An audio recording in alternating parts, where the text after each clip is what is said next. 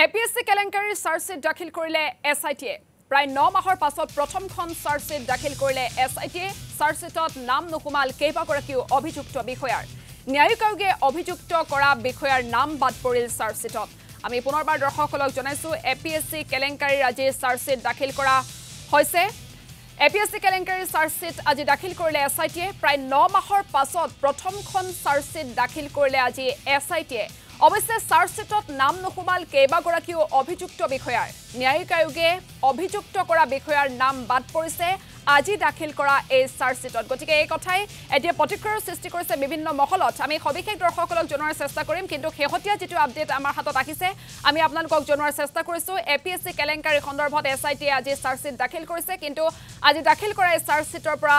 নাম বাদ পৰিছে অভিযুক্ত কেইবাজনো বিষয়াৰ সবিশেষ জানিবৰ বাবে ফোন লাইন যোগে সংযুক্ত হৈছো প্ৰস্তুতি গগৈ আছে আমাৰ সৈতে হয় প্ৰস্তুতি আমি ইতিমধ্যে দৰ্শকসকলক জনাইছো আজি এছআইটিয়ে চাৰ্জশ্বিট দাখিল কৰিছে কিন্তু আটাইতকৈ গুৰুত্বপূৰ্ণ কথাটো কেইবাজনো অভিযুক্তৰ নাম বাদ পৰিছে গতিকে সবিশেষ কি জনাব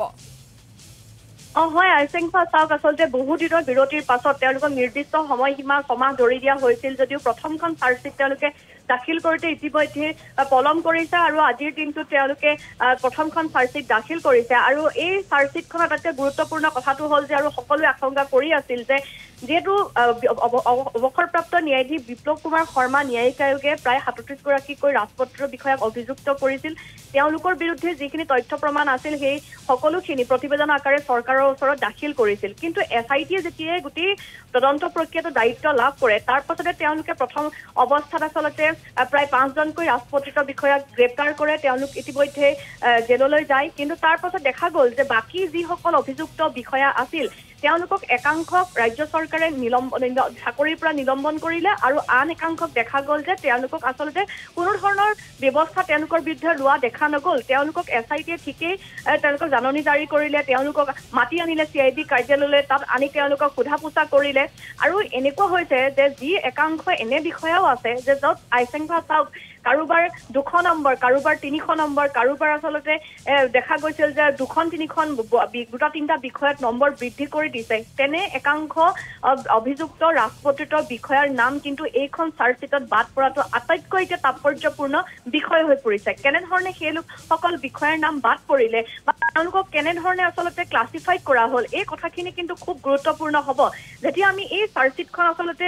চাৰ্টিফাইড কপি পাম বা যেতিয়া এই চাৰ্জশ্বিটখন আমি দেখিবলৈ পাম তেতিয়া আচলতে এছআইটিয়ে তদন্তৰ নামত অতদিনে কি কৰিলে বা তেওঁলোকে আচলতে একাংশক বচাবৰ বাবে কেনেধৰণৰ ব্যৱস্থা ল'লে এই সকলোখিনি কথা ওলাই পৰিব কিন্তু প্ৰাথমিক সময়ত আমি বা প্ৰাথমিক পৰ্যায়ত আমি যিখিনি খবৰ পাইছো যে এই চাৰ্জশ্বিটখনৰ পৰা কিন্তু